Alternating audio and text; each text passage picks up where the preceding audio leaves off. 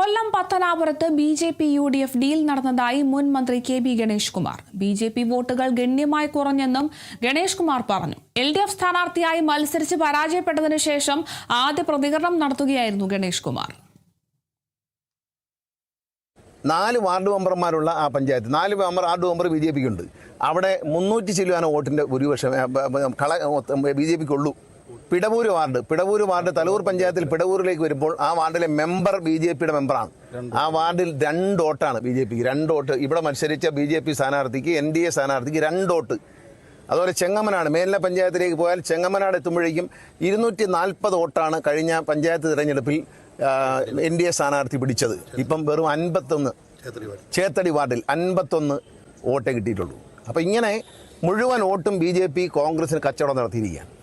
പണമാണോ പകരം ഡീലാണോ എന്നറിയില്ല. ഇവിടെ LDFും ബി.ജെ.പിയും തമ്മിൽ ഡീലുണ്ട് എന്ന് പറഞ്ഞപ്പോൾ തന്നെ നമ്മൾ മനസ്സിലാക്കണം, കേരളത്തിൽ കോൺഗ്രസും ബി.ജെ.പിയും തമ്മിൽ ഡീലുണ്ട്. ഇവിടുത്തെ വോട്ടിൻ്റെ കണക്കെടുത്ത് പരിശോധിച്ചാൽ ബി.ജെ.പിക്ക് വോട്ടില്ല.